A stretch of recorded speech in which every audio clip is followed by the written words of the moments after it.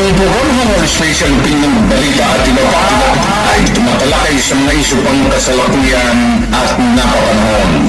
Mapapolitika, mapapinyon, mapakomentaryo at balita, ang programa ito ay patas sa lahat. Walang kinikilingan, walang kinakampihan, at walang pinapanigan ang programa ito. Ang programa ito ay public service sa kahanginan at trabaho lamang.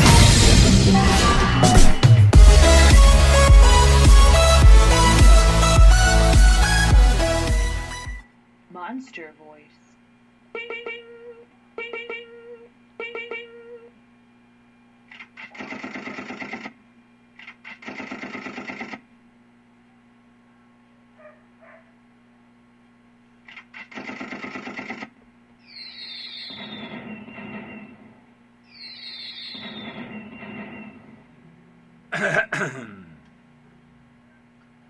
Okay, saan ang digital watch natin, no, para eksakto ba yung time? Okay, 50 minutos pasado po ang time check natin, pasado ng alas 6. Okay, 11 ng Nobyembre po 2024. Okay, gabi tayo ng Monday ngayon ng programa natin, no? Okay. So, ano mga latest balita ngayon, no? Marami ata mga latest balita. O yan. So, magbalita tayo. Okay, siyempre pa rin dito po sa Consolidated News natin, no? Sa News Center ng ADLSN TV News Online. Okay, good evening. Magandang gabi sa lahat. Okay, maraming nakatutok. Okay, puro live ang programa natin ngayon, no?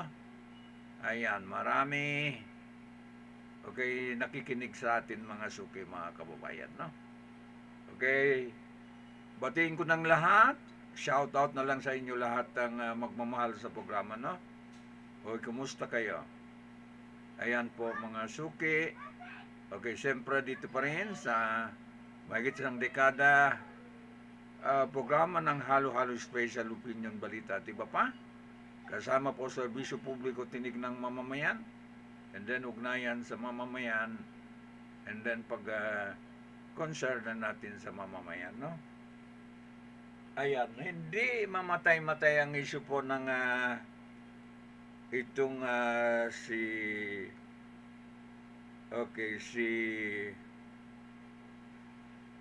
itong Speaker of the House. Okay, mangarap po ay gusto po maging Prime Minister, mga suki, no? Okay, sa official post po ng official post po ng itong si Vice President Inday Sara, no? Alam ko si Martin Romualdez, Speaker ng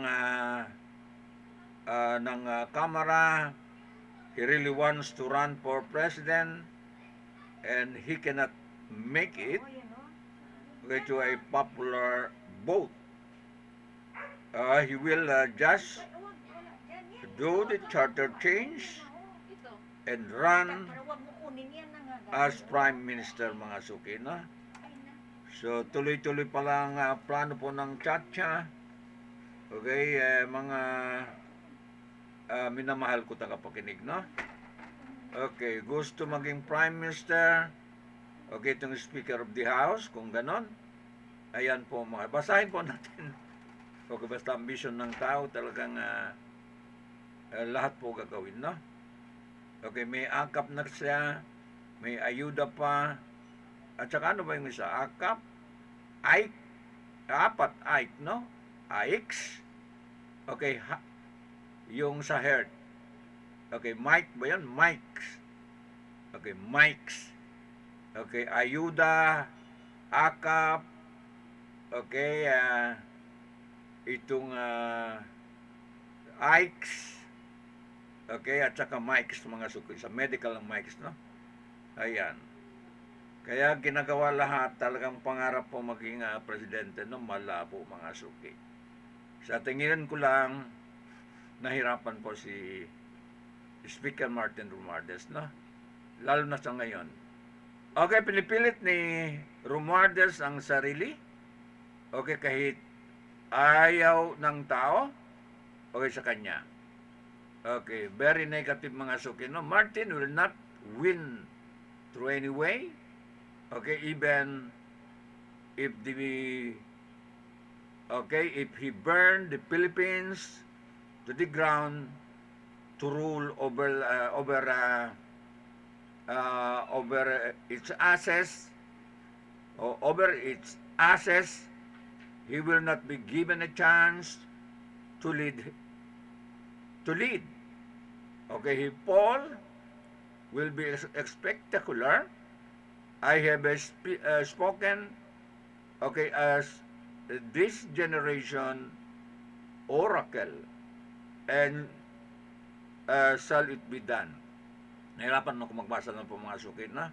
Sa edad ko ngayon, okay, hirap na hirap magbasa mga suki, no? Ayan. Okay, magsama na po ang letra. Okay, kung magbasa ako mga suki, no? Ayan. So, yan po ang unang balita natin, no? Ayaw po ng taong bayan, parang okay, hindi po kumbinsi, okay, sa kanyang ginawa. Okay, ang taong bayan po na maging pinuno natin, no? So, ang tsa-tsa, ibig sabihin, okay, hindi po mamatay-matay. Kasi, okay, ang miyembro po ng Kongreso, okay, ang magbotohan lang. Okay, sa magbotohan lang mga suki. Ayan, pagdating po ng maging parliamentary government tayo, no? Okay, unicameral. Ayan po mga suki. So, malabo po mga suki, no? Okay, hindi ata papayag ang taong bayan. Sige. Ang Bohol Special Opinion Balita at iba pa ay tumatalakay sa mga isyu pang kasalukuyan at napapanahon. Mapapolitika, mapapinyon, mapakomentaryo at balita, ang programa ito ay patas sa lahat. Walang kinikilingan, walang kinakampihan, at walang pinapanigan ang programa ito. Ang programa ito ay public service sa kahanginan at trabaho lamang.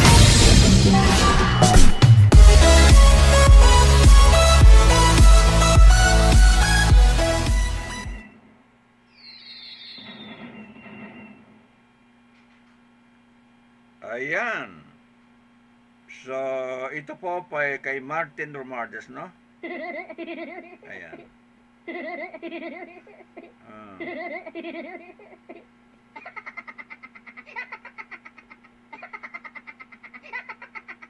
Okay. Ito po kay Martin. Ayan. Ayan po. Okay. Hindi malakas, no? Ayan po mga so. Ito pa. Ito pa. Okay.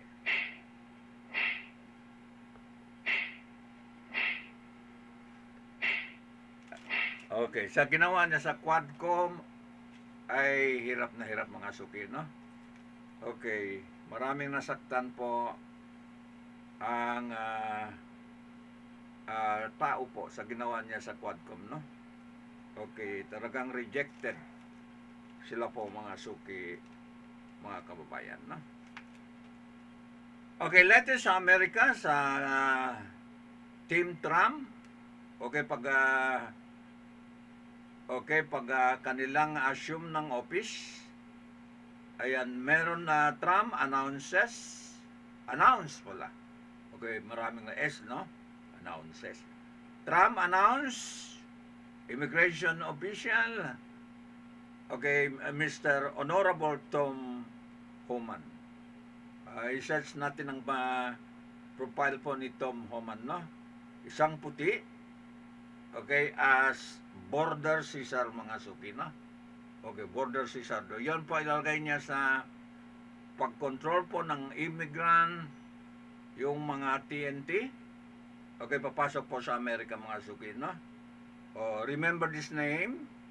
Okay, Tom Homan. Tom Homan, no? So, yan po ang napipisil po ni President-elect Donald Trump.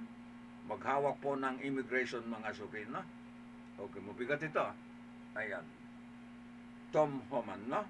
As border Caesar. Ayan po mga suki. Latest po yan na pinakabago.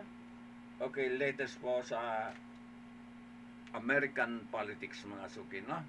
Appointed po, napipisil po na pili po ni President-elect Donald Trump, no? Okay, puti rin. Okay, si Susie Wiles. Miles ba yun? Wiles. Ang chief of staff niya, puti rin. Okay, taga Florida mga suki. Kababayan po ni President-elect Donald Trump, no? Okay, medyo may edad na rin, may edad na, pero okay, malakas po rin mga suki. Babae. Okay, Susan Wiles ata yun, kung di ko magkamali. Okay, ang pinakamalapit po sa Pangulo po ng US, itong si Donald Trump, no? Susie, ang nickname niya Susie Wiles. And then si Tom Homan naman ang sa immigration mga suki, no? Ayan. So, paunti-unti po ay nagsilabasan na ang transition team. Okay, papalit po sa palabas po ng itong Democrat sa Joe Biden, no? At sa kanyang mga team. Palabas na. Okay, hanggang January 20 po wala na sa White House itong si outgoing President Joe Biden mga suki, no? Ayan, so mag-monitor din tayo pa sa team naman ni President-elect Donald Trump, no? Yung bagong team niya. Okay, ang inaantay ko kung sino po ang yung kanyang Secretary of State, no? Okay, yan ay mahalaga rin. Okay, sa position po ng US. Pag dito sa atin, Foreign Secretary, no? Sa Pilipinas, Foreign Secretary. Sa ibang bansa, mga minister, Foreign Minister. Okay, so yan po ang kinabantayan natin. And then, yung mga security advisor niya. At saka itong Defense Secretary ng US, kung sino po napipisil niya mga hawak po ng Defense Secretary, no? Portfolio. Okay, at saka marami. Okay, Secretary of Finance. Ayan. Secretary of Agriculture, marami. Okay, mga departamento po sa pagpasok po ni Donald Trump, no? Okay, ang President Joe Biden maglabi.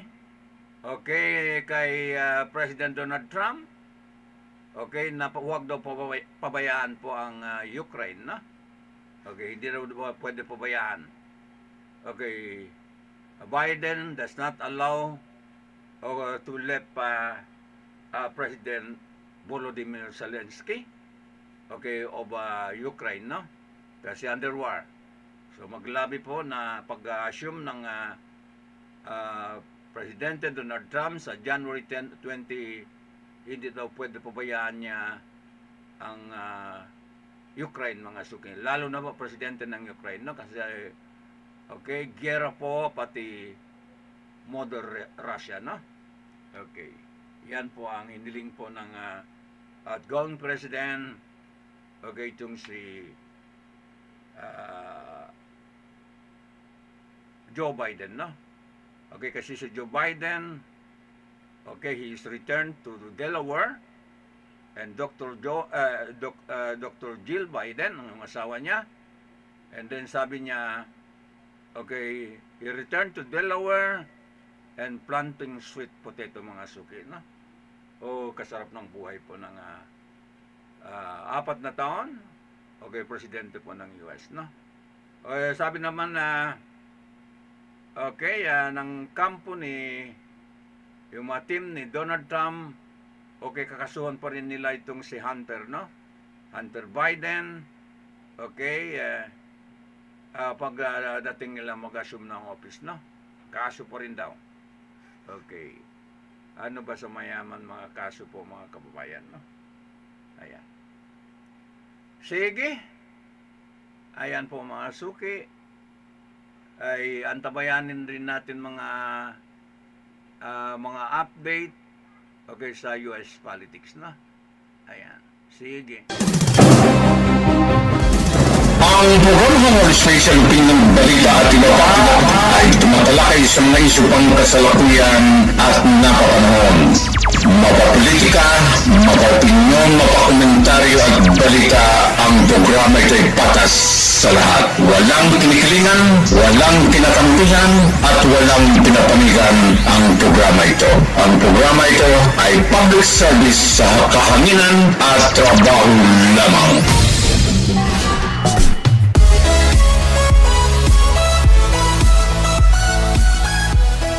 Okay, mga minamahal ko tagapakinig ng programa ko.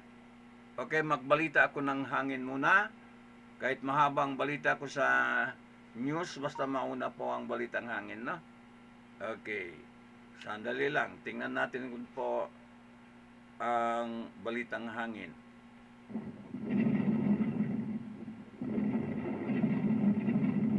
Okay.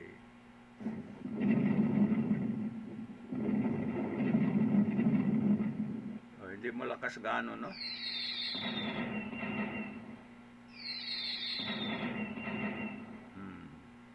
Sige. Ayan. Female voice, male voice, lolly voice, monster voice. Okay, hanapin natin balitang hangin. Sandali lang, no?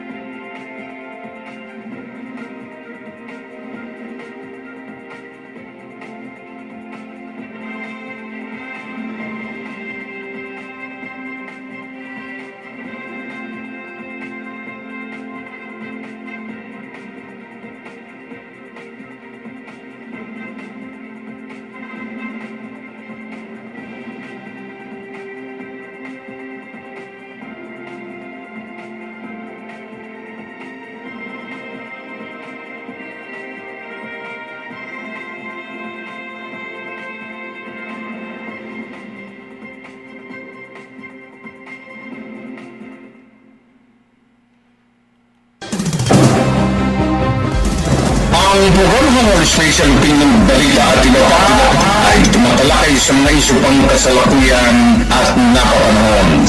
Mapapolitika, mapaopinyon, mapakomentaryo at balita, ang programa ito ay patas sa lahat. Walang kinikilingan, walang kinakampihan, at walang pinapanigan ang programa ito. Ang programa ito ay public service sa kahanginan at trabaho lamang.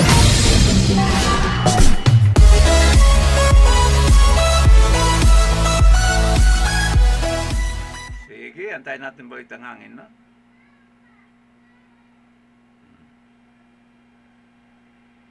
Magandang hapon, Pilipinas. Narito ang latest kay Bagyong Nika. Base po sa pinakahuling datos na nakalap natin, nakita natin ang sentro nito sa vicinity ng Besao Mountain Province.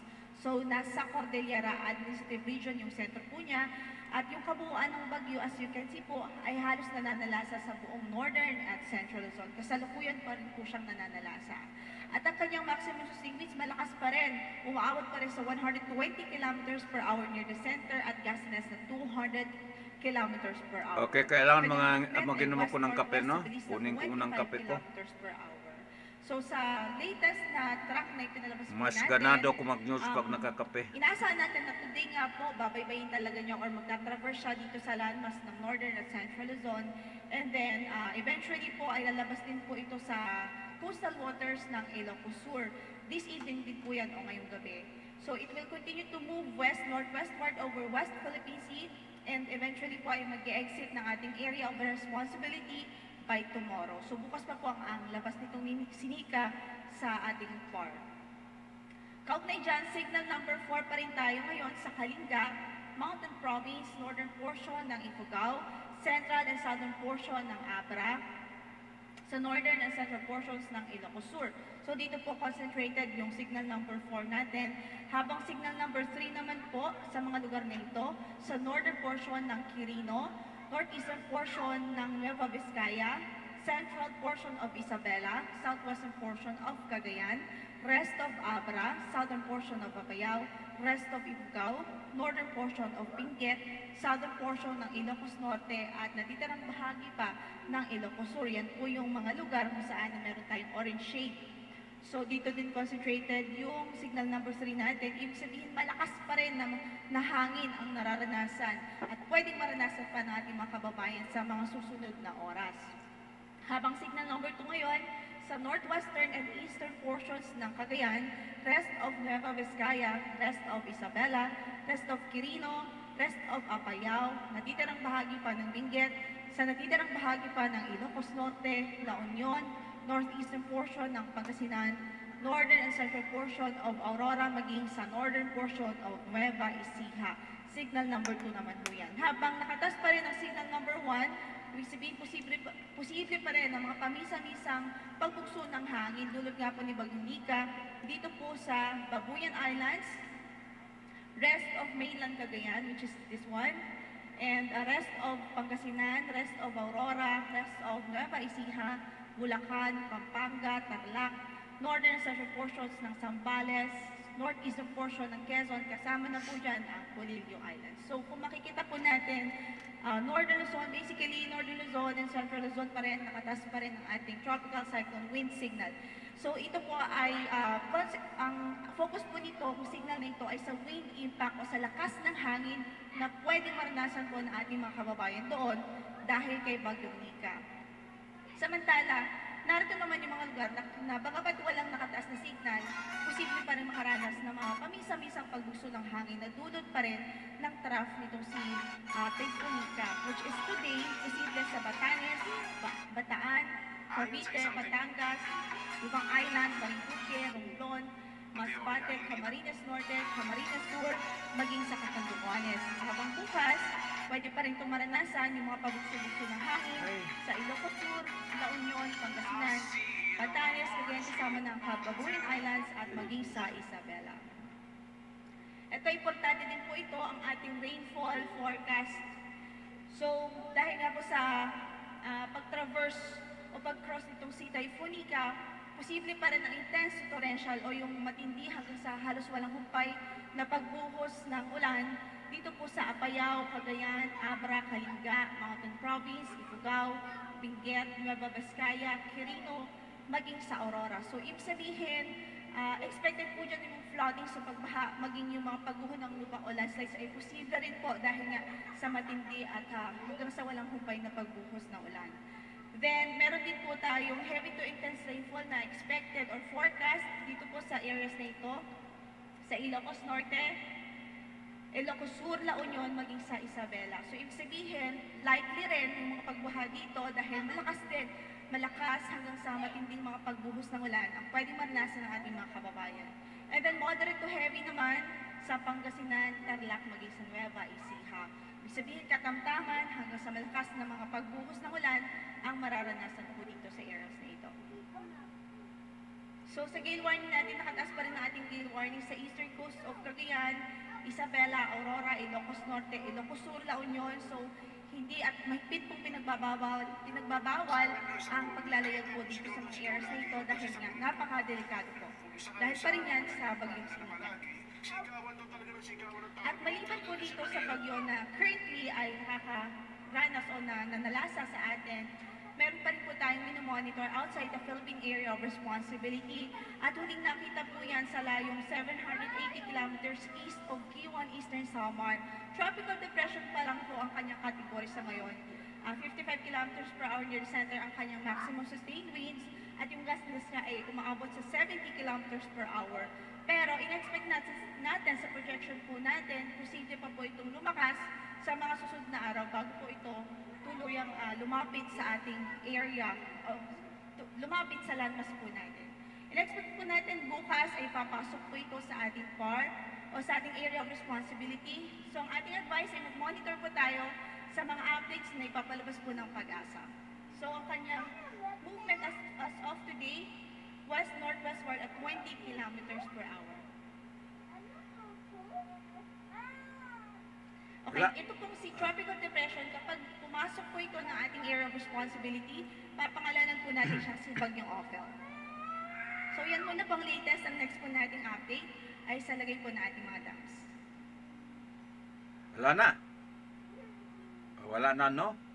Okay, palakpakan natin.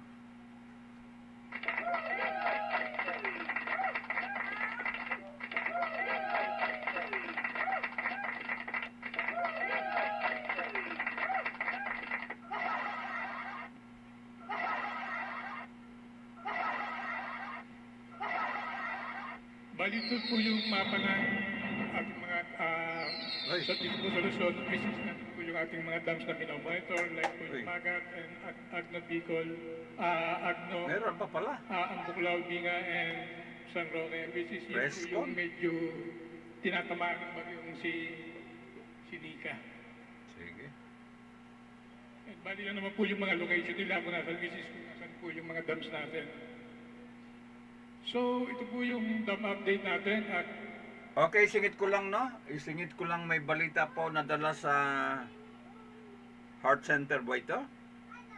Okay. Si...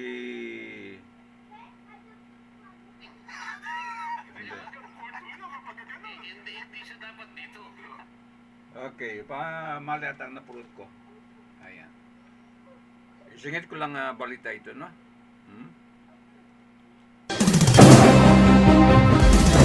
Ang programa ng Special Opinion Balita at iba pa ay tumatalakay sa mga isyu pang kasalukuyan at napapanahon.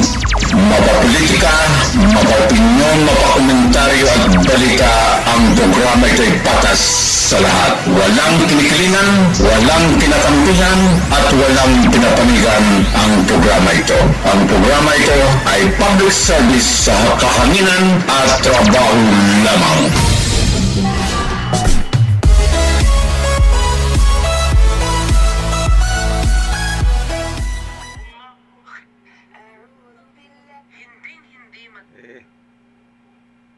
Ayan po mga supil. Sandali lang, no?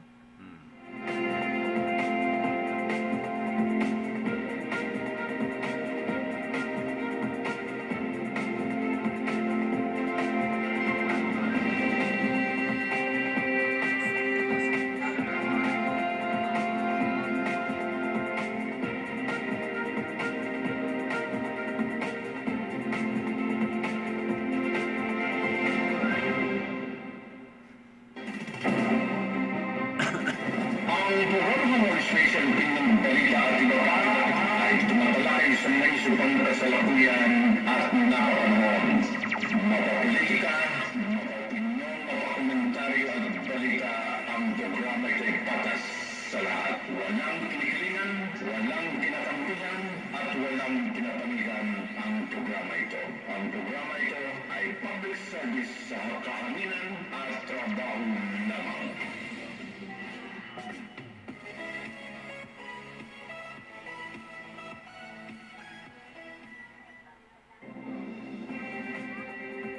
Okay, no? Yung si Pastor Apollo Kibuloy nadala daw sa hospital, no? Okay, ano kayo nangyari sa kanya? Ayan. Sige. So, continue po natin ng news briefing po ng Typhoon, no? Typhoon Nika. Si Turaji. Ayan. so, ito po yung dam update natin as of 4 p.m. Unahin po muna yung mga dams natin. Kasalukuyan, nagpapawala po ng tubig, which is una itong Ambuklaw Dam. Ang Ambuklaw po, ang kanyang pong elevation is 750.01 from 750.29 kanina po alas 8 ng umaga. So, medyo may pagbaba po siya ng 0.28 meters. So meron pa po siyang 1.99 meters deviation dun po sa kanyang normal height na 752. That's why nakabukas pa rin po yung gate ng Ambuklaw, which is 1 gate, 0.5 meters, may total discharge po na 197.64 cubic meters per second. Yung pong tubig na pinapakawala ng Ambuklaw is kapag po siya ng binga, which is ang kanyang pong elevation is 571.18, ngayon pong alas 4, and galing po siya sa 572.86 kanina po alas 8 ng umaga. So medyo may pagbaba po siya na 1.68 liters. So and ang kanya pong deviation from the normal height na 575 is 3.82. So nakabukas pa rin po siya ng 2 gates and 1.0 total of 2 gates, 1.0 meters, and meron po siyang total discharge na 303.21 cms. And yung po naman pinapakawala ng tubig ng binga is sasali naman po ng San Roque. Ito po yung pinaka-downstream ng tatlong dam. So ang kanya pong present elevation naman is 277.99 from 278.07. Medyo may pagbaba po siya na 0.08 meters. So ang kanya pong deviation from the normal line ng 280 is 2.01. And still nakabukas pa rin po ng 1 gate, 0.5 meters, and meron po total discharge of 314.16 cms. Nabukas po ito kaninang alas 12. And also ito naman pong magat. Ang kanya pong present elevation is 182.75 from 181.95. So medyo may pag-increase pa rin po siya ng 0.80, although kahit nakabukas po siya ng 1 gate, 1 meters, kasi nga po medyo tinamaan po yung watershed ng magat ng malakas na pag-ulan. So yung normal, yung assessment po namin kanina na 190 is medyo naabot na po. So medyo kahit nakabukas po siya ng 1 gate, continuous pa rin po yung pagtaas niya. Medyo malaki yung inflow. So medyo napapansin natin, tumataas pa rin po yung level ng magat. And ito naman po yung ibang dams natin, ito like itong Angat. Ang kanya pong present elevation is 201.79, ngayong alas 4 from 201.88. So may bagya po siyang pagbaba na 0.09. Medyo malayo pa po, yung kanya pong millimeters of rain is 235, so medyo maraming ulan pa yung kailangan para mabot niya yung 210. And Pantabangan Dam, 209.52. Ito medyo tumataas po ito, although kahit naman po siya medyo tumataas, is malayo pa naman po siya. 11.48 deviation, doon naman po sa kanyang normal high na 221. So yung pong assessment namin, yung rainfall needed is 900 pa. So medyo madami-dami pa. So far wala pa naman tayong dapat pang ipangamba dito po sa Pantabangan Dam.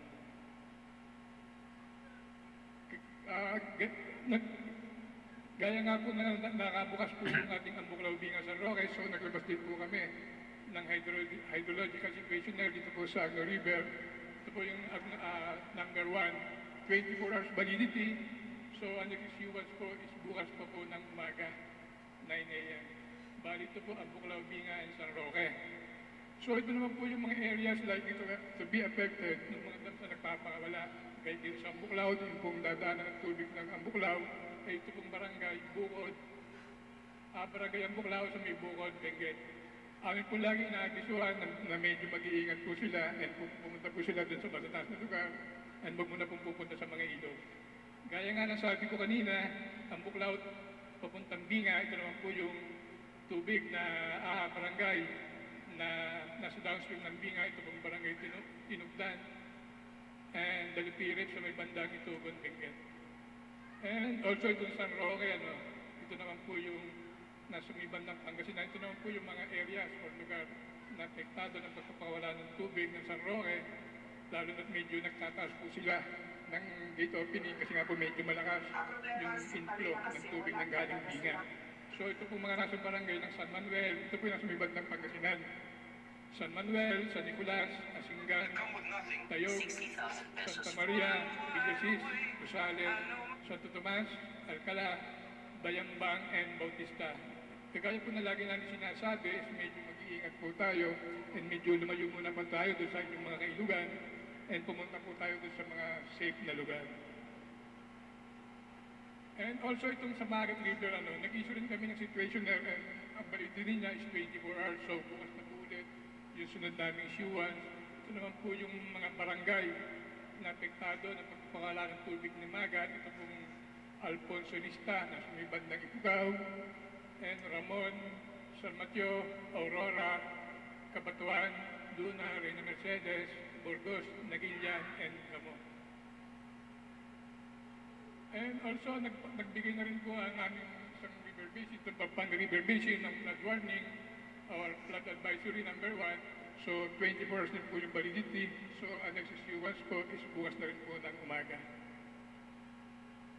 And also, ito naman po nasa may Abra River Basin, nasa may bandang Northern Luzon din to.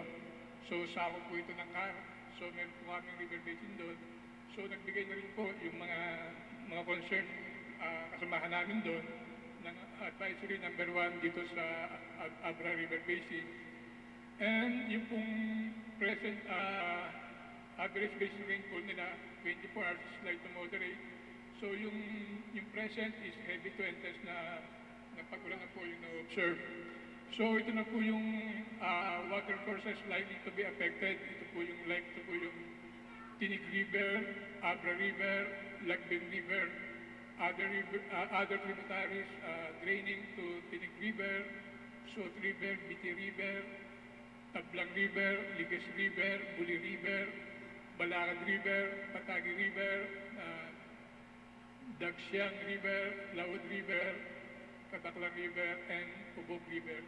Ito po yung mga river na maapektuhan o yung medyo, or hindi na medyo, tataas talaga yung tubig dahil nga po medyo malakas yung pagulan, and nagbigay na po kami ng warning po. And ang ang warning po namin is strongly advised to take appropriate action. Yun na po yung binigay naming advice dun sa Abra River Basin o dun sa mga nasasakupan ng Abra River Basin. And also yung Cagayan River, kasi nga po yung Cagayan River, dahil nga po yung Magat, yun po yung pagpapawala ng Magat, is pupunta po siya or yung dadaan sa Cagayan River Basin. So naglamas na rin po ng warning or advisory ang Cagayan River Basin. Doon po sa mga posible na tumaas yung tubig, doon po sa dadaanan ng tubig na pinapakawalan ng Magat Dam. So, ang amin lagi pong paalala na hindi naman po namin lagi inalis is mag-iingat po tayo at pumunta sa mga safe na lugar. And also, itong kung yung advisories namin by region. Ito po yung mga principal river basin namin. May mga principal river basin na medyo maliliit na river, so madali po siya mapuno, mag-overflow, so nagkukos po ng pagbaha. Ito po yung namin sa issuance namin is yung Cordillera Administrative Region, Region 1, Region 3, for appropriate action na po. Region 4A, Region 4B, necessary precautionary measure, and nag-final na po kami kanina. Ngayon pala Bicol Region and Region 8, District Visayas. Yun lamang po, and maraming pong salamat. Okay, tapos na? Ako naman. Sige po mga suki, no? Ayan. Ako naman. Ang programang Special Opinion Balita at iba pa ay tumatalakay sa mga isyu pang kasalukuyan at napapanahon. Mapapolitika, mapaopinyon, mapakomentaryo at balita, ang programa ito ay patas sa lahat. Walang kinikilingan, walang kinakampihan, at walang pinapanigan ang programa ito. Ang programa ito ay public service sa kahanginan at trabaho lamang.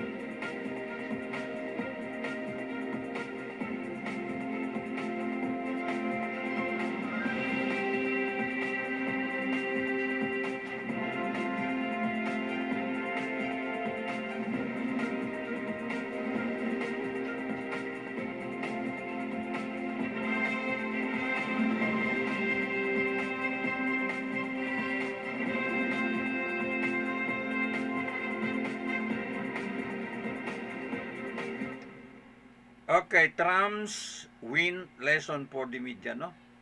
Okay, ilang araw ba yun? Nung one day before election, sabi niya kahit mamatay mga magbalita, basta mga fake media, okay, wala problema ang mga suki, no?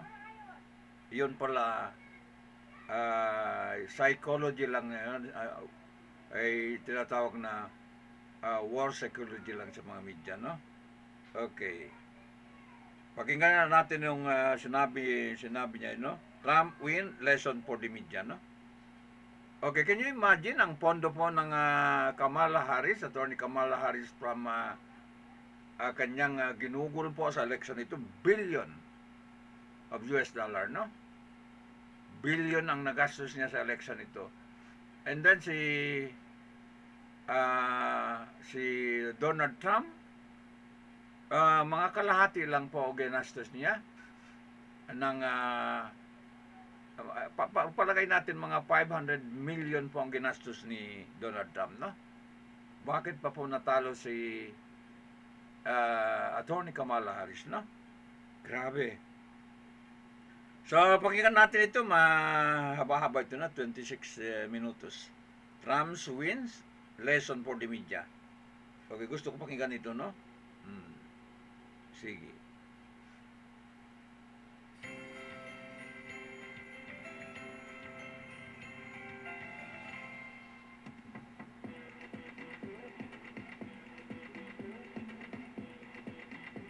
Skip na lang natin ito, no? Finally, a U.S. presidential election result that Donald Trump can live with.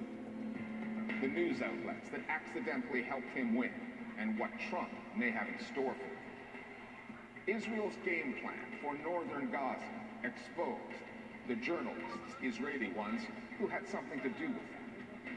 And toxic masculinity is traveling the World Wide Web. We examine the impact it's having in Kenya.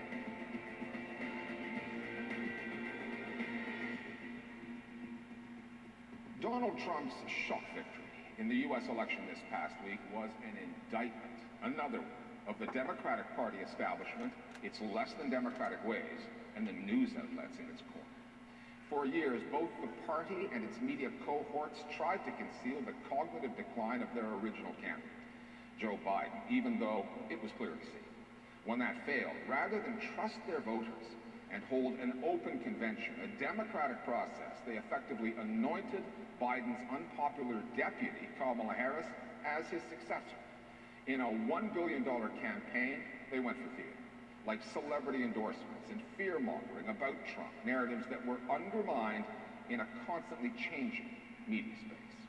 Elon Musk, now a social media mogul, had his thumbs on Trump's side of the scales. A booming network of online influencers, including podcasters, were doing the same. In the aftermath, those liberal-leaning outlets that are now asking how Americans could possibly elect Donald Trump again would be better off asking questions about themselves.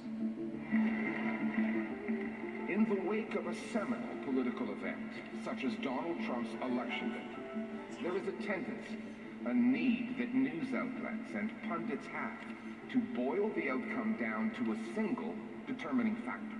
It was the Latino man. It was the Latino man who decided that they were going to vote for Donald Trump. News audiences have become addicted to the hot take. I can't help but wonder if the American people have given up on democracy. A simple answer to a complicated question that deserves better than a reductive explanation. Maybe she's just a bad messenger, selling a bad product. The mistaking of a contributing factor for something that is causal. Harris's loss was so large that I don't know that you can attribute one particular constituency or one particular set of things to the outcome. The two campaigns had two different messages, and the American people decided to go in a certain direction. But none of that would have worked at all had the Democrats not done such an extraordinarily good job at fake. Starting with who they put at the top of the ticket. As news channels that lean the Democrats' way, like CNN and MSNBC, tried to piece together what cost the party this election, they could have looked at themselves. Those networks spent most of Joe Biden's presidency turning a blind eye to the unmistakable signs of Biden's cognitive decline. You know, I did a 30, 40-minute sit-down interview with President Biden about grief. In that format, he was incredibly heartfelt and, you know, intense and got across exactly what he wanted to say. And when they weren't ignoring the obvious, they tried to deny it. He's far beyond cogent. In fact, I think he's better than he's ever been. Then, when Biden's disastrous defeat effectively crashed his campaign, those same news channels went along with the party's conclusion that the only candidate who could replace Biden was his vice president, that there was no time to hold an open convention, despite Kamala Harris's role in an administration that the polls said was unpopular with voters. Kamala Harris was essentially just handed the nomination without any real process, when it would have been much healthier to have had Democratic voters pick their nominee. That person also would have been better prepared.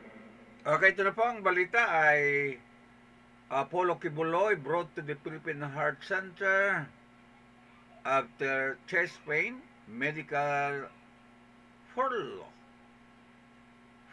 no? Furlough.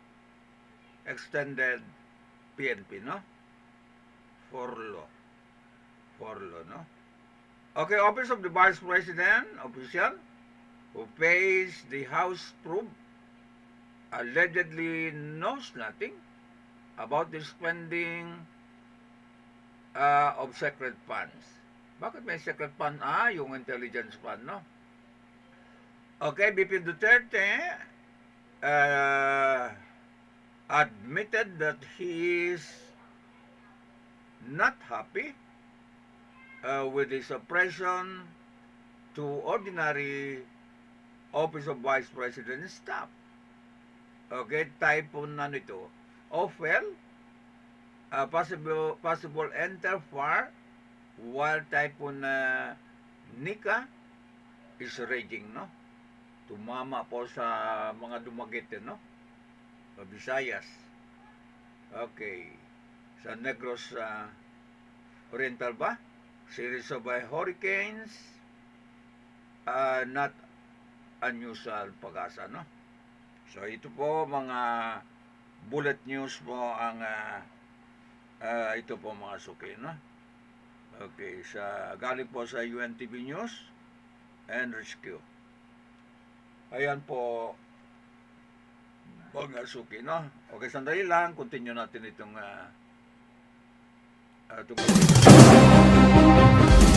Ang programang Special Opinion Balita at iba pa ay tumatalakay sa mga isyu pang kasalukuyan at napapanahon.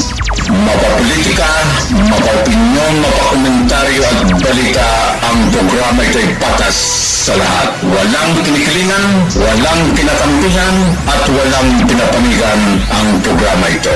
Ang programa ito ay public service sa kahanginan at trabaho lamang.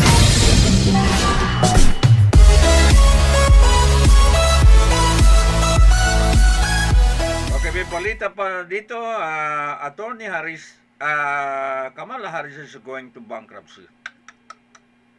Nagkautang po ng $20 million, no? Malaking pera yan. Okay, kung dito sa atin, napakalaki, no?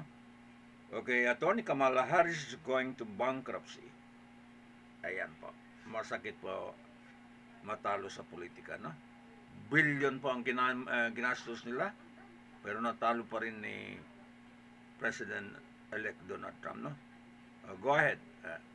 When it would have been much healthier to have had Democratic voters pick their nominee, that person also would have been better prepared to handle the onslaught that would follow that nomination, instead of acting the way Kamala Harris did, terrified of speaking or addressing any real issues in any meaningful sense, and that ended up being her undoing. The time to discuss a primary to replace Joe Biden was not the middle of 2024. This is a conversation that should have been had years ago. And the fact that most people in political media didn't really take his age seriously as a concern until this debate is an indictment of the extent to which they can really understands what's going on in the electorate. The fact that they didn't have one is going to have to lead people to do a little bit of soul searching in the years ahead. The election result has also been characterized as the official death knell for the U.S. mainstream media. If that sounds familiar, it's because we heard the same thing in 2016 when Donald Trump was first elected. Back then, social media was changing the news landscape. This time, it was podcasts like Joe Rogan's and a host of others, where Trump could reach tens of millions of voters, most of them males. Well, the wildest one is this idea of giving free sex. Okay, si Joe Rogan, no? Palagay ko dalawang araw lang mapagpasok niya o 3 araw. Yung master niya sa podcast, no? Nakuha po nakatulong ata si Joe Rogan po sa pagpanalo po ng itong si Joe Biden, no? Okay, yun kasi na-apply niya telerally mga suki, no? Telerally. Okay, so pumasok po si Joe Rogan, ang expertise niya. Okay, sa communication po yung podcast. Yun po ang isa sa mga dahilan po pumuksa po sa credibility ata ni Attorney Kamala Harris, no? Ayan. Remember po, Joe Rogan, no? Okay, nakuha po. Magkano kaya babinayad kay Joe Rogan? Ayan po mga suki, no? Grabe. So siya po ay parang itong mga ginagawa natin sa internet lang, no? Sa internet lang, online. Pero tinatawag po podcast. Okay, parang similar doon dito. Podcast din ito Podcast din. Pero hindi po kasikatan ng katulad kanila Joe Rogan, kasi maganda po yung mga platform nila, no? Kasi marami silang kapital. Ayan po mga suki. Ayan. Sige. Ang programang Special Opinion Balita at iba pa ay tumatalakay sa mga isyu pang kasalukuyan at napapanahon. Mapapolitika, mapaopinyon, mapakomentaryo at balita, ang programa ito ay patas sa lahat. Walang kinikilingan, walang kinakampihan, at walang pinapanigan ang programa ito. Ang programa ito ay public service sa kahanginan at trabaho lamang.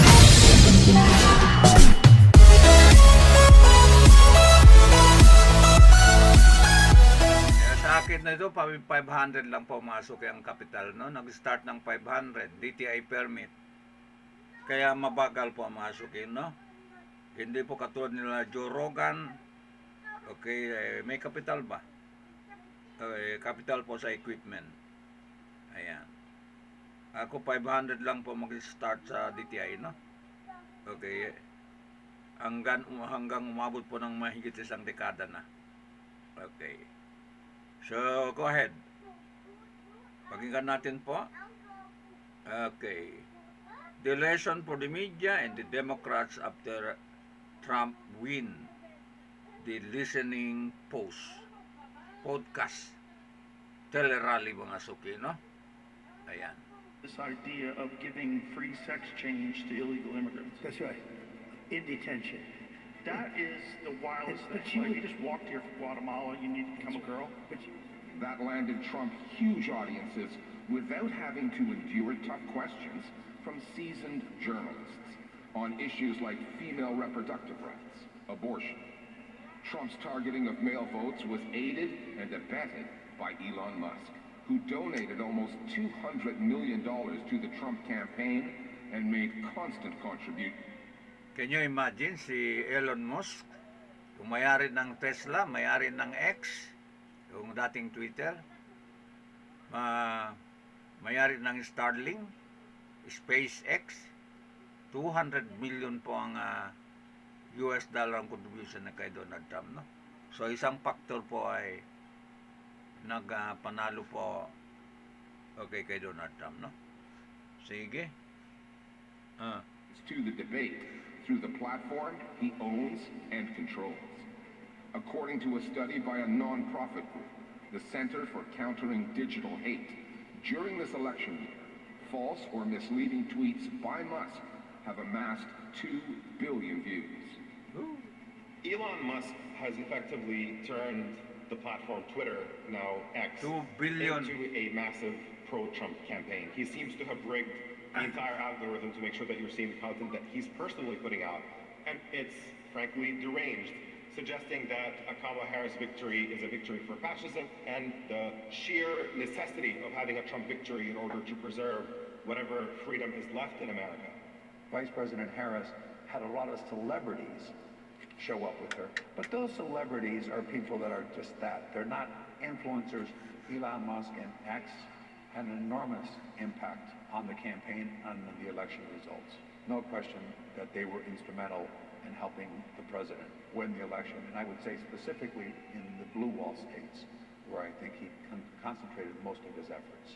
How much did Elon Musk's role with X play? I think it's too early to tell, too soon to tell without more granular data analysis. But I'm nervous to make a claim that he had a very clever get-out-the-vote campaign. He certainly did not. And to be sure, we did not see many millions more people come out for Trump. There was not a shift in mass numbers of voters away from the Democrats towards Donald Trump. What we did see is a failed Democratic campaign that lost in the last few years millions of voters. Kailangan nating maghanap ng mga pasyenteng may chronic na pananakit sa kanilang mga buto at kasukasuan na sumubok ng maraming produkto nang hindi nagtagumpay. 200 million na.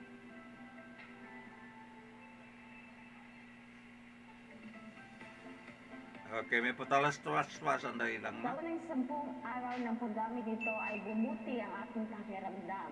Nakita kong hindi gaano masakit. Kaya kong itaas ang aking kamay at iangat ang mga bagay na normal.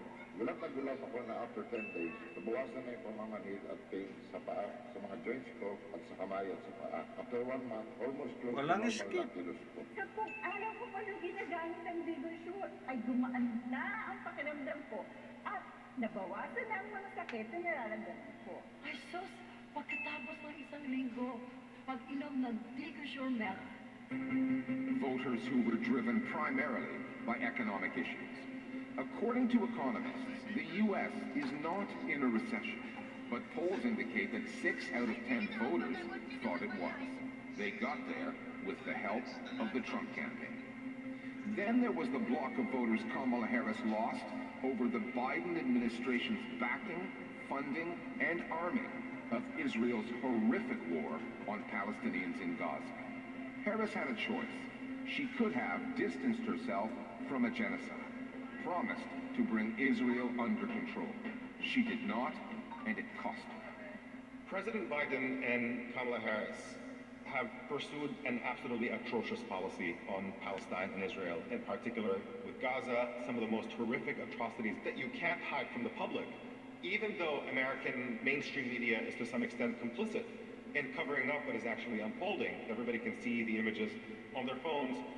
And there is significant anger, not just from the Arab and Muslim communities, but also from young people, from progressive constituencies, from students, from people of color. This is an immoral war, it's a genocidal war. And even Americans who are not themselves pro-Palestine activists saw our inability to rein Israel in as a kind of ineffectuality on the part of this administration, like we were not in control of this important foreign policy situation. We did see some really dastardly tactics deployed by the Trump campaign. For example, sending Arab Americans in Michigan, messaging, doubling down on the Harris campaign's support for Israel and its genocidal war on Gaza. But at the same time, the Trump campaign was sending messages to Jewish voters in Pennsylvania, for example, suggesting that Harris was the anti-Israel candidate and was a pro-Palestine candidate, which couldn't be more untrue. But at the end of the day, it is the Harris campaign and it is the Democratic establishment that could not stand up to that kind of propaganda effort because they didn't have a leg to stand on. Americans are about to see what a second Trump presidency will look like, how it differs from the first. Like 2016, he keeps targeting the mainstream media, but has taken the fake news narrative much further. And you know, the enemy camp is certain networks. Trump has filed a huge lawsuit against one network, CBS News, over the way it edited an interview with Kamala Harris, and has threatened to revoke the broadcast license of another, ABC News, for its handling of the presidential debate. Trump's first stint in the White House put U.S. journalism to the test. This one will too, in a different way. The president has filed a $10 billion lawsuit against CBS, and those are the things that the courts will analyze whether there is merit. We have a free press that's guaranteed by our Constitution, but at some point, the American people need to almost be told, you know, okay, I am free to say what I want in print, but I'm not objective. Just say you're a partisan. I don't think that they're going to be spooked by the threats Trump has made. I hope it'll be legally difficult for him to make good on those threats. But for all the criticism that I have as a left-wing journalist of mainstream American political journalism, I think that they're going to try to continue doing their jobs in the way that they think they should. I don't think that you're going to see most journalists and most outlets cower in fear of this administration.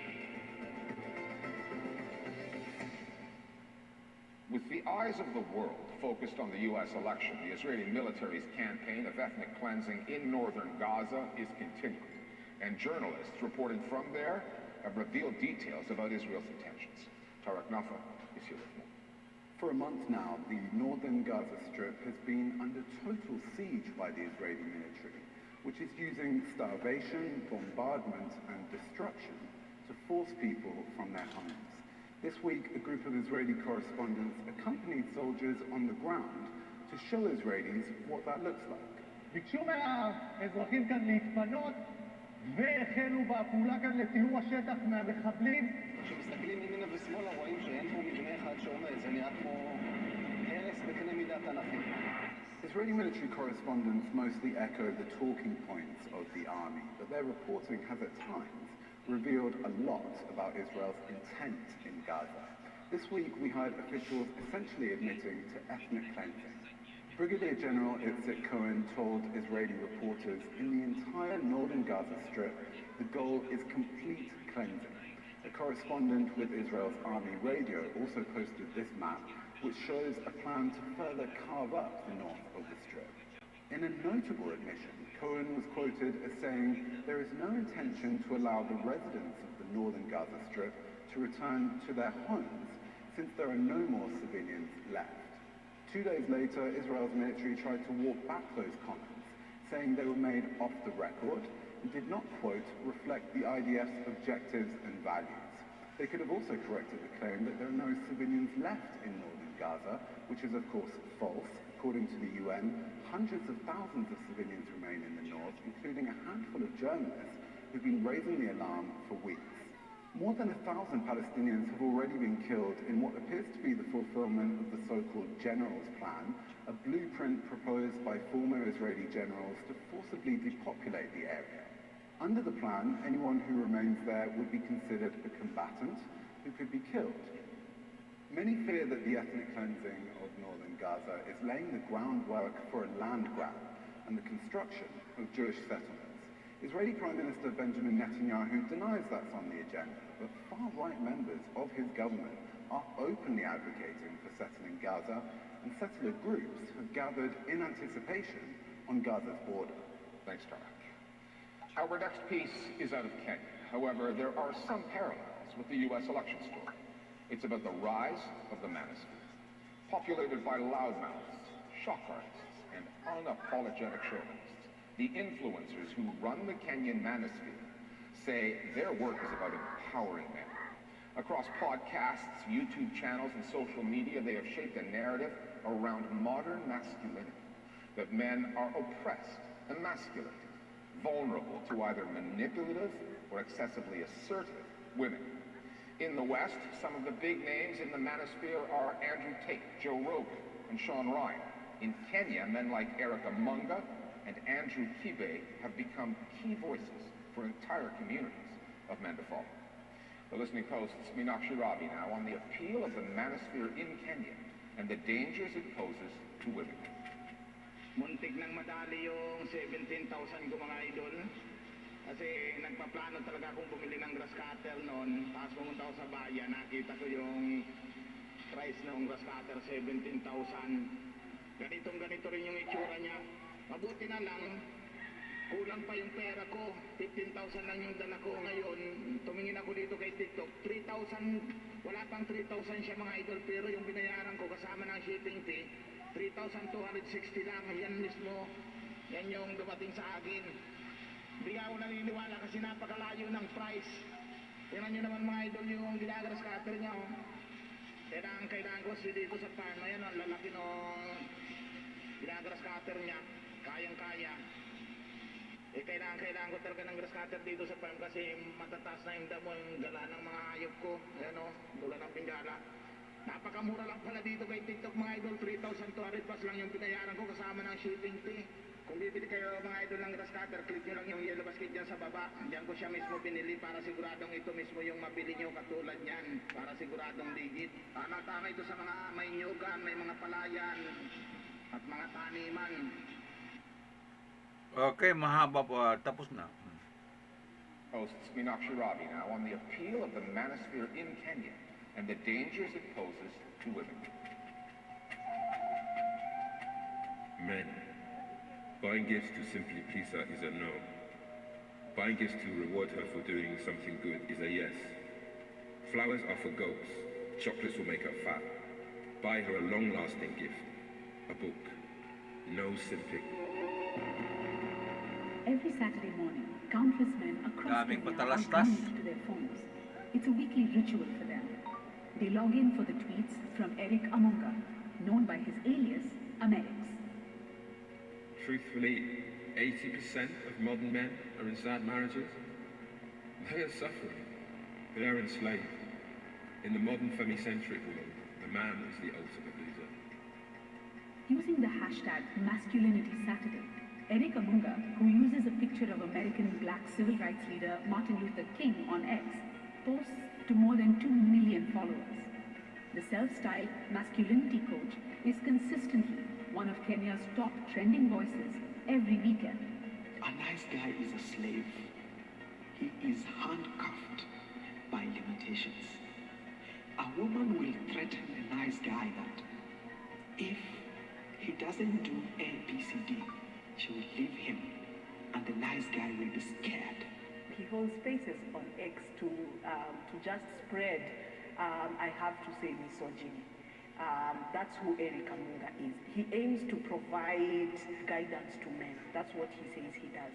He has been criticized a lot for promoting regressive views when it comes to gender roles and relationships. He emphasizes again on traditional masculine traits. So how a man dresses, what a man eats, how a man treats a woman, how a man speaks to a woman. It is packaged in a way that it sounds as if this is male empowerment. A lot of these men actually are looking to hear what they've always known about masculinity because they live in a patriarchal culture, in a patriarchal society, and it also answers to the fact that because they feel they've been disempowered when women look like they're advancing beyond them, they find this mob psychology to go along with the messages that Amerix expresses. Part of what I've seen in his dialogues around Masculinity Saturdays really goes along rejection of what they call independent women, who are then named as toxic feminists and toxic women,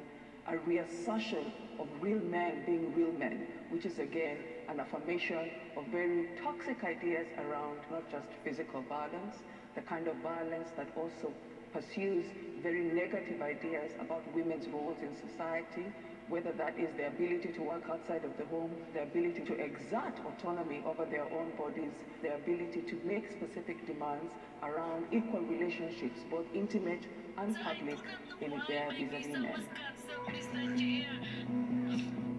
Eric Amunga, Amerix, isn't the only voice in Kenya's so-called manosphere.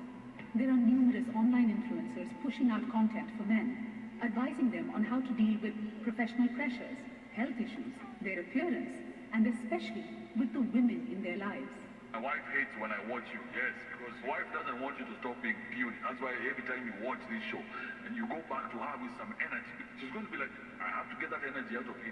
Former radio host Andrew Kibe built a following of more than 420,000 YouTube subscribers before being banned in 2023 for violating hate speech policies. Despite the ban, Kibe continues posting on platforms like Instagram and TikTok. He also has his own website. Listen to his live stream talks, join him on motorcycle rallies, and buy merchandise. Women like adventure, they like strength. They lie and they cheat. And they need a man to take them out of that hell.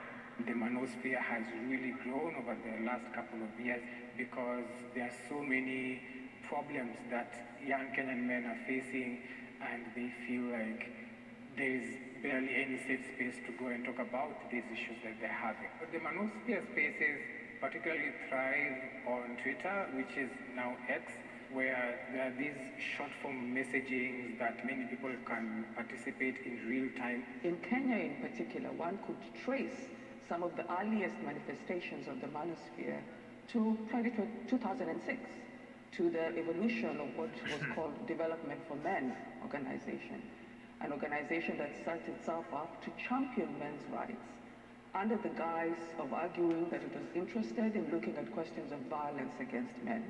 But on deeper interrogation of the work, you can see the combination of a dialogue around men's rights that is set in opposition to women's rights and men's problems in society as the fundamental basis of the manosphere. The manosphere is not a Kenyan phenomenon. The flag bearer of online misogyny in the Anglosphere was Andrew Tate. In August 2022, he was shut down across social media as complaints about hate speech soared and charges of rape, human trafficking, and the sexual exploitation of women started racking up. Tate's huge following online gave rise to a new genre of content. Influencers around the world who've emulated his toxic style. Issue ng gender, In no? India, there is Dev Tyagi. क्योंकि अगर मेरी बंदी घर से बाहर निकली और उसने लड़कों से दोस्ती करना शुरू करा तो वो मेरी बंदी नहीं है मैं सिर्फ कहूँगा घर से निकल In Greece, there is Michalis Balou. Δεν υπάρχουν γυναίκες στο απόρριτο, δεν υπάρχουν απλά γυναίκες οι οποίες δεν έχουν αυτό το οποίο.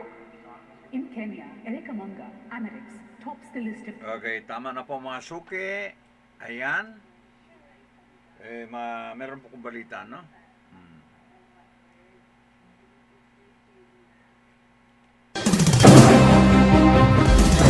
Ang programa ng Special Opinion Balita at iba pa ay tumatalakay sa mga isyu pang kasalukuyan at napapanahon.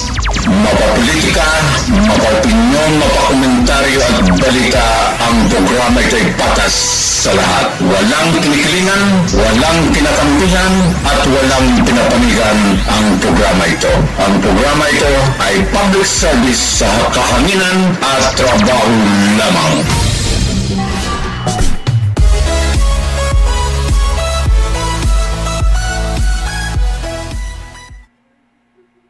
Okay, last balita na, no? Female voice, male voice, lolly voice, monster voice. Okay, 9 days to go.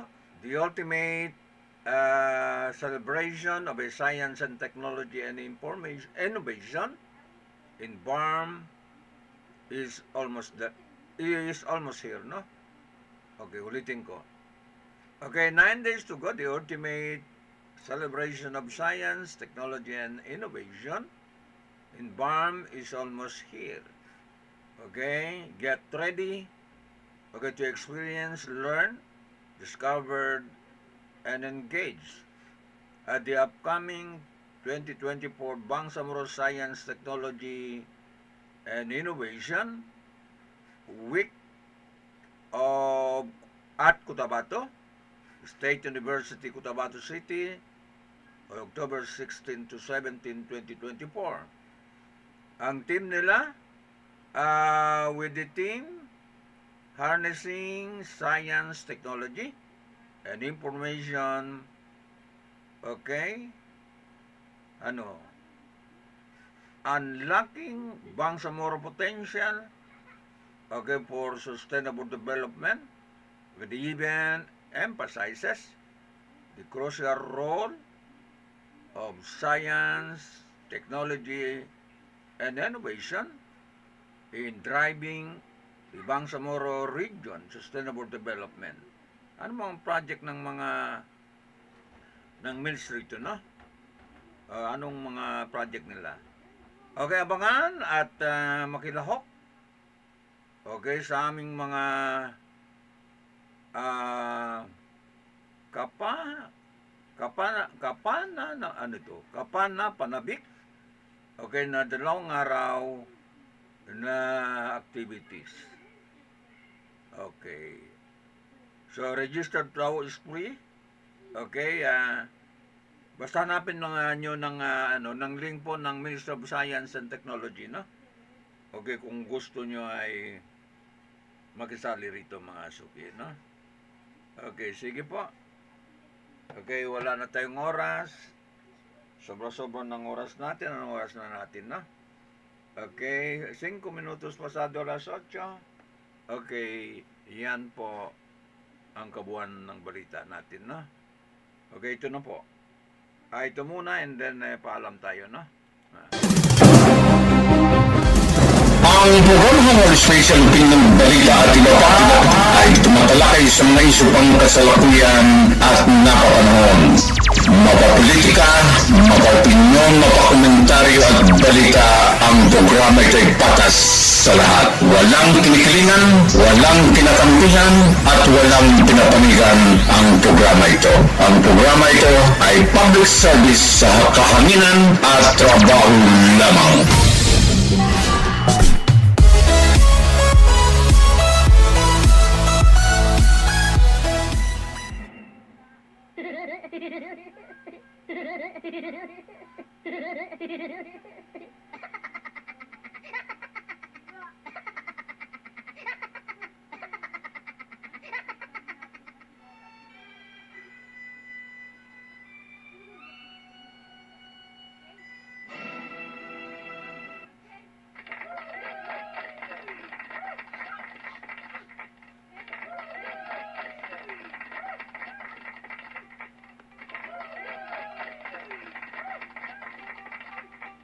Okay, ang napansin ko lang sa social media, no? Okay, maraming mga kababaihan po maghanap ng asawa, no? Okay, sa panahon ngayon. Okay, mga byudo. Okay, gusto maghanap po ng mapangasawa, no? Okay, mga single mom. Okay, mga single mom gusto po mag-asawa, no? Ayan. So, yung marami pa naman mga global beauty, no? Okay, maghanap talaga ng mga pangasawa, no? Ay gusto nilang mag-ana-ana. Iyon po ang problem po ng mga babae ngayon, no? Gusto mag-ana-ana. Ayan. Kere mang ana-ana. So, yan po ang pinaka-problema po ng daigdig. Okay, maraming babae po gusto maghanap ng asawa, no? Okay. Okay, kasi malabo na sila makaasawa mga sikwin, no? So, mag-post na lang ng kanilang parang advertisement ba? Okay, maghanap po ng lalaki ng mga kababayan, no? Totoo talaga sinabi ng ng mga guro natin sa pag malapit na end of the world, talagang gano'n ang kalagayan po ng daigdig, no? So, babae maghanap ng mapangasawa, no? Okay, wala na. Hanggang patingin-tingin na lang. Okay, si Abdul Jaman Damahan, no? Wala na. Hanggang patingin-tingin na lang. Okay. Kahit man gusto natin, pero wala na po mga suki, no? Yun na. Hanggang patingin-tingin na lang. Okay, hanggang dito na po ang balita natin. Ay, natawa yung mga apo ko, no? Ayan. Hanggang dito na po ang balita natin. Termination naman ang balita natin. Hanapin po natin ang sound para makapaalam tayo, no? Okay.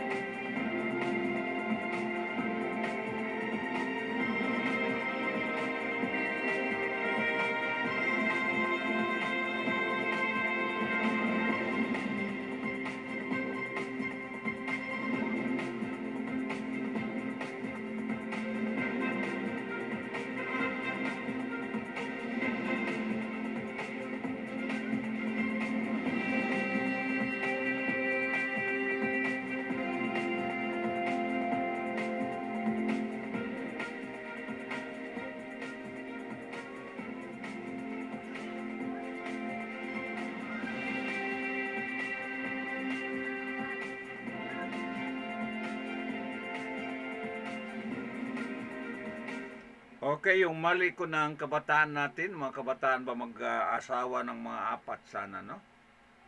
Okay, yun ang pinakamali po, okay, sa talang buhay natin, no? De sana meron tayo anak ng marami-rami, no? Okay. Ang maraming anak katulong po sa mga paghanap buhay, no?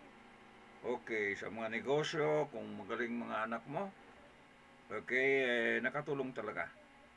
Yun ang mali ko. Dapat makaasawa ng mga apat, tapos may mga maraming anak, no? Pero ang problema ko kasi diabetic, no? Ayan. Yun po ang problema ko, diabetic. Naisip ko yun, pero yun na nga. Okay, diabetic ako. Okay, sana makaasawa ng mga bata-bata pa. Okay, din makaanak, hindi lang apat ang anak natin, no? Pero okay na rin kasi marami na rin ako apo. Ayan. Okay, sige po mga suki, no? Huli nga ang pagsisisi. Wala nang ana-ana. Ayan, wala nang ana-ana. Okay, I don't like daw. I don't like ba sabi ng apo ko, no? Okay. Sige. Wala nang ana-ana.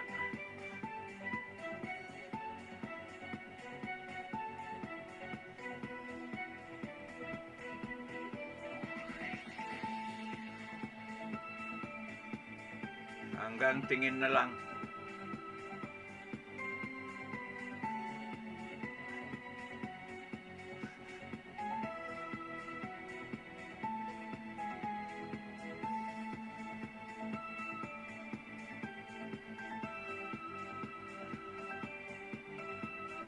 Okay, si Tatay Digong kaya, meron pa ana-ana? Kaya pa kaya, ana-ana? Palagay ko wala na rin, no? Okay, ano ba, 73 na ba si Tatay Digong? O 73 mga suki, no? Wala na ana-ana. Okay, katapusan na po ang buhay. Sige po. Okay, paalam tayo sa programa natin, wala nang ana-ana. Okay, dito po sa programa ng Consolidated News, okay, sa Central News Center po ng ADLSN TV News Online. Okay, dito po sa siyudad ng Zamboanga, sa kanyang sariling tahanan. Okay. Okay, sa programa po ng mahigit isang dekada po na mayampag, okay, sa kahanginan, no? Ayan. Kanyang programa po Halo-Halo Special, Opinion, Balita at iba pa. Okay. Kasama po serbisyo publiko tinig ng mamamayan at saka ugnayan sa mamamayan. And then, okay, ibalik po ang mga kunting proceed natin, tulong po sa kapwa mga suki, no? Papitik-pitik lang. Yan. So, para mahaba ang programa pa, no? Kahit na wala ana-ana, ang programa ay tuloy-tuloy. Okay, abot pa po ng ilang taon pa. 15 years, 20 years, kaya pa ng ang absamahan. Hindi na po alam mga suki, no? Hindi ko na alam. So there you are. Sabi po ni Dipunto Rod Navarro at saka number 1 reporter po niya. Okay, si Joe Taruk. Parehas na po wala sa daigdig. Okay, wala tayong masamang tinapay sigurado. Okay, trabaho lang ng balita. Okay, magbigay po ng news and information, no? So, ang border scissor ni President-elect Donald Trump, okay, ay isang Tom Homan, no? H-O-M-A-N, T-O-M. Okay, yun po ang inaasahan niya. Okay, mag-control po ng mga illegal immigrant po papasok sa Amerika, no? Sa border ng Mexico, sa border ng Canada, at saka yung mga ibang border, no? Yung mag-posted po papunta sa Amerika. So, very strict po ang paalala lang yung gusto magpunta ng Amerika, na? Kung mga illegal, pasok nyo, mahigpit po mga suki, no? Yan, paalala lang. Kung itong gusto magpunta sa Amerika, no? Okay. Pag mga illegal, wala kayo. Sige po mga suki, no? Okay, hanggang dito na. This has been Arms, tamahan lamang po. And then, balik naman ako bukas ng umaga. Okay, trabaho po, magbalita lang, no? Sige po. Okay, bye-bye na. Araw ng Lunes, no? Bye-bye na. Bye.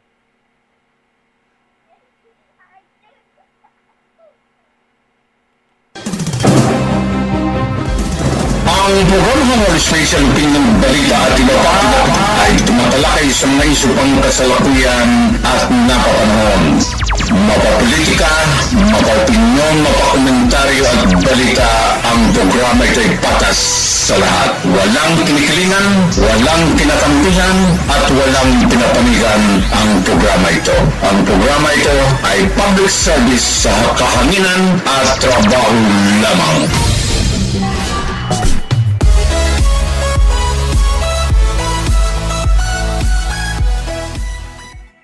Okay, walay ana-ana, trabaho lang, no?